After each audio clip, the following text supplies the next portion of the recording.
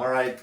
Hey, thanks so much for being here. Really appreciate you guys watching this video, and just wanted to introduce myself. I'm Charlie.rhea, EOS Implementer. So I'm a facilitator, teacher, coach, and I'm here with Alf Rhea, and we're here just to talk about EOS and his journey. So Alf, why don't you introduce yourself?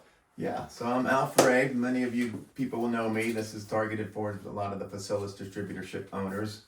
I grew up in public accounting, ran a large corporate travel company for about 9 years, and then bought my promotional company, Business Innovations, about 28 years ago. And I've been part of Facilis, a partner we joined about 12 years ago. And last March of 2024, I was able to have a successful exit and sold my company to another Facilis partner called Brandability in March of 2024. Yeah, awesome. So why are we here? Why are we here having this conversation? Yeah, so that's a good question. So part of it's talking about EOS, but part of it is, as you know, one of the powerful things about Facilis through the years is the relationships you build with other distributor partners. You know, you get to share best practices, you get to go visit different locations, you even go like in the Vegas, some of those partner meetings, you get to meet other distributor partners who are looking to buy, others are looking to sell. So you have all these talks, and I met a lot of friends. I have a lot of friends with Facilis still, and so I just kind of wanted to share my journey. A lot of us I'm 64, just turned 64. A lot of us, when you hit those late 50s and 60s, you start getting hit up by the halos and other Facilis partners.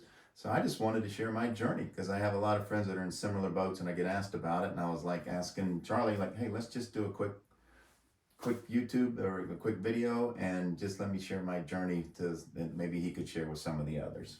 Yeah, awesome. So we're here to talk about the journey of Alf Rhea, and specifically the journey with EOS and kind of how that collided, and looking at the result of it, what ended up happening. And so speaking of EOS, how did you get introduced to it? Why did you decide to actually go all in? You know, what made you guys decide to move forward with EOS? Yeah, that's a great question. I'm in another CEO group in Atlanta. We're based out of Atlanta, and I would say maybe 6 out of the 12 CEOs are in other industries were using EOS. So I kind of heard about it, but you know, I'm a smart guy. I got an MBA, CPA. I don't need people telling me how to run my stuff. But these guys were kind of rocking along. And then a good friend of mine with Facilis, Steve Madden, announced one time, hey, I'm going to spend $30,000 this year and hire an EOS implementer. My brother has an MBA, he's really smart, and he's their partners. And so he said, let's do it. And so I started watching EOS, learning about it. And then after COVID, you know, COVID really devastated our company, you know, and we went down to probably 2 million. We were cooking around 7.5. We had budgeted over 8. And so we had to rebuild. And so we were rebuilding, doing all these things. I was bringing in some of my friends from public accounting and things to help us. And we're creating all this stuff. And all of a sudden I started looking at EOS, and I'm like, we're doing what EOS has already done. We're kind of like rebuilding an airplane that's already built, and I'm having to spend a lot of time doing it. So I ended up going, you know, we're going to try it. Talk to Steve, and Steve's like, yeah, man, I'm making my money back just by the efficiencies and so forth, and he's working less. So that appealed to me. So I decided to let's implement EOS. I had a conversation with you and one of your strategic partners that was helping you with business innovation. And I remember you guys were trying to explain, well, here's how we're going to do a dashboard, and we're going to have all this data, and we're going to measure it. And I'm thinking in my head, that's a scorecard and that's measurables. So I'm like, okay, they're trying to create their own version of that. And I remember you guys talking about, and we need, people just aren't accountable. Right? We need to hold them accountable. Yeah. And I'm thinking level 10 meeting. The level 10 meeting is where it's a true test of accountability. So I just remember we were starting to have those conversations, and at some point I was like, well, have you considered just going all in with EOS? And so let's talk about why it's an important distinction to look at going all in with EOS using an implementer versus self-implementing. Because you can do it by yourself. You can. Yeah. You can self-implement. So why did you decide let's use an implementer to help, as opposed to, hey, we're just going to do it ourselves. There's all the books, they're right here. We got the book Traction. Yeah. Read the book, follow it. Why did you decide to go with an implementer? So it was a fairly easy decision, and the main reason was in my CEO group, the 6 companies that I mentioned that were doing EOS, 2 of them were doing it on their own, and over the past 3-4 years, they were kind of the same, struggling, same issues bringing to the group. But the 4 that had hired an implementer, they were thriving. I remember one of the guys, he had a paint company, and he was doing about 2 to 4 million for 10 years that I've known him. You know, poor Kevin, he was just stuck in that rut. And all of a sudden, he got his implementer after a year. All of a sudden, they're doing 6 million. He's like, Alf, we're going to hit 10 million. They've gone to 10 million. I think they're getting close to 20 million. And guess what? It wasn't Kevin working. So I started seeing the implementer, using an implementer versus trying to do all the books. I bought the books. They sat on the shelf. I'm a smart guy. I got pride. You know, hey, I don't need anybody telling me. I'm not going to spend that money. You know, you go 30,000 over 3 years. That's 90 grand. That's stupid. You know, whatever. I know what I'm doing.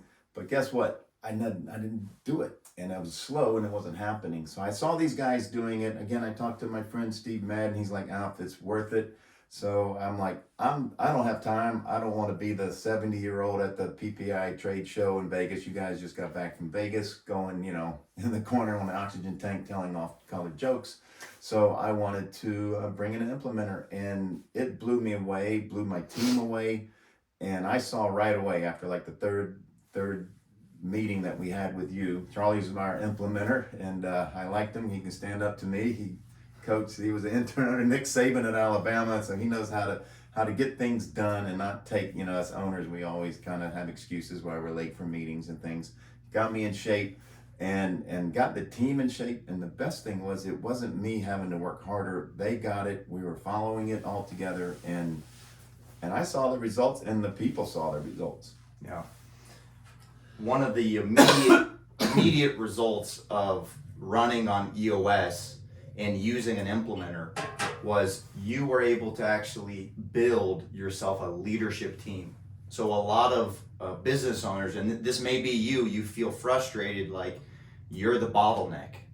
Okay, so if you were to fall off a ladder or something happened and you were hospitalized, what happens to the business? How does it run? There's a great quote by John Maxwell, and he talks about leaders really are focused on developing other leaders of leaders. And so the true test of leadership is when that leader is out of the room, how does the organization operate?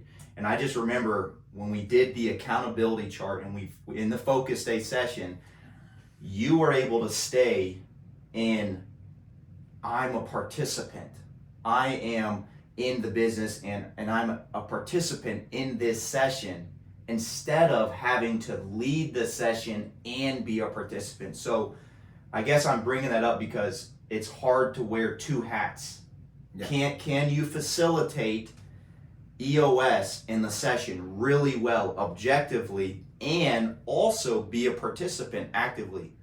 Perhaps, but probably not very well. And so that was one of the benefits that you saw immediately, was building this leadership team and being able to, wow, we can actually create less of a bottleneck and more of a, let's share the load and let's drive accountability. So any thoughts or comments just on that? Yeah, no, I think it was, you know, for me, it was pride. I know what I'm doing, and I'm going to try to do it. And I was replicating my weaknesses to my team, and they weren't growing. You know, most of us aren't very good at developing others. And so by having an implementer in, you kind of called out me on my stuff, called out them on their stuff, and it just multiplied. And transferable, I think, is the word that's in my head. It was transferable versus Alf-ferable. You know, if Alf's not here, it's not going to work. And they were doing it, and they were coming up with ideas and really improved the morale and everything. It was amazing, and developing leaders. Yeah. Last comment on this is running on EOS is very, very simple, but it's not easy. And so having an implementer to help act as a facilitator, a teacher, and a coach, it's incredibly important because you will go further, faster, with less frustration. So again, you can you could have done it by yourself, but it probably would have been slower, a lot more frustration. And the question really is are you willing to put the time and effort into 10 hours a week to studying EOS and learning how to facilitate?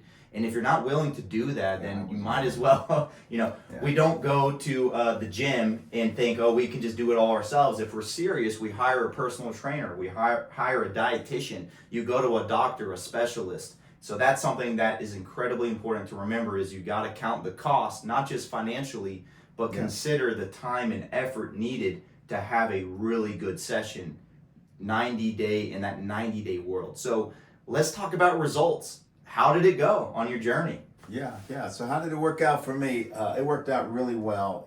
I would say most of us Facilis owners are not really owners. We don't own a company. We own a job. There's some that are a little bit better than others, but we own a job, a lifestyle company, and we're just kind of rocking along, hoping that we can exit one day. We work about as hard as we're comfortable with, and so what happened to me was, as we were going for it, I use this one story where if I go to sell, you want to buy a Mustang. I got a nice Mustang. You want to pay 80 grand for it, and you come to buy it. And I say, okay, here it is. And we got ready to write the checks. And I say, oh, wait a minute. And I take the engine out of the car. That's the way most most of us distributor owners operate. Everything's around us. We're good salespeople. Yeah. We hire people. And now the car is not as valuable without the engine. Same thing with our businesses. So for me, by having a second tier, they were excelling. One of the companies approached me, a Facilis company, Brandability. I don't think they mind me saying that. And they knew we were on EOS. They know about EOS, and it added a lot of value. And I liked what you said. It's not the money that's going to be the problem. It's the personal commitment. But you'll make the money back when you exit, because people want a EOS run company. And actually, they fit right into the new company, and the cultures line up, and those are the biggest things when you exit. So I got a very fair payout, and made my money back from anything I invested with EOS, having an implementer, and I didn't have to work harder. Yeah.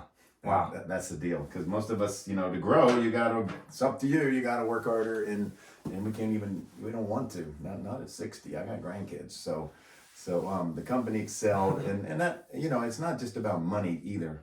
It's about developing people, like you said, and watching them excel, and it was very rewarding for me. And so that's why it worked out great.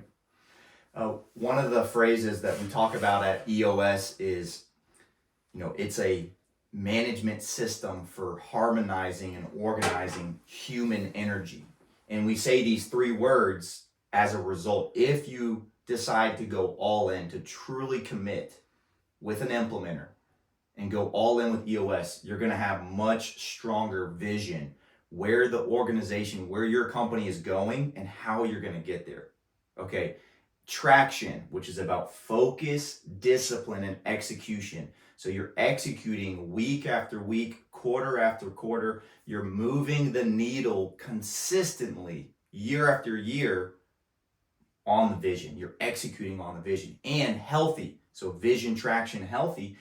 You're developing people, leaders of leaders, and you're really creating an open, honest, and willing to be vulnerable environment where there's built on vulnerability-based trust. So those three words, would you say that those resonate with you in terms of the result of EOS running on it? Yeah. Because we've all set goals, and then we don't track them, and we have job description, we don't even know where they are, and we don't even know what our vision is. It's not visible. And EOS kept it all visible, all tracking, and and I didn't have to drive it. And they were driving it themselves, and people started getting results and transferring it further down the organization, and it was beautiful. Yeah. So, Alf, as we wrap up this conversation, again, we're just talking about EOS. We're talking about why you decided to go that route, and we're talking about the results. Any regrets? Any regrets? Yeah, I got a regret that I didn't do it earlier. When Steve Madden was telling me about it, he's probably 4 or 5 years ahead of me. Yeah. And I saw it in my CEO group, and I wish I had done it earlier, like in my late 50s. It would have been so much more easier. And, most of us owners, and I'm talking to you guys, Facilis. You know, Charlie's been meeting with them. I think y'all did a roundtable recently, and I asked him. I'm out visiting one of my new grandkids with him, so I said, let's do this. But I asked him how many partners have joined in. He said no, none right now. And I was curious, like, I wonder why. And most of us are afraid of change. We're afraid of being exposed. And for me, I had to humble myself, set it up, and say, let's go all in. And I don't regret it at all. You know, my only regret is I didn't do it earlier, and I let pride, fear of money, which really wasn't, you'll make your money a lot better. And, you know, we're good at selling ourselves and what we want to do. So if you're interested in expanding and not letting it be up to you, or if you're interested in putting together a value add exit strategy, I think an EOS Implementer is a way to go. It worked out great for me. If you're not interested in those two things, you can click off this, and there's no need for you to be here, because just sit with what you got. You're happy until you get a crisis later on. Yeah. Well, Alf, thanks so much for being here, and for those that are the distributors and partners for watching this video. We really appreciate y'all's time. And again, we're doing this just as a way to kind of share the journey of somebody perhaps similar, maybe a little bit ahead of you in your journey. And if this is resonating with you and you want a further conversation with me or with Alf, you know, feel free to reach out. We'll put our contact information below. But we're just looking to have a conversation, and we're here to help first. And so I really appreciate your time. Thank you guys for watching this. And again, may God bless you. Have a great rest of your day, and we'll talk to you later. All right, yeah. I'm just one beggar telling another beggar where to find some food. I'm free. Give me a call if you want to talk about it. I don't charge. I'm not doing the consulting thing. I'm done. And so have a great day, and God bless.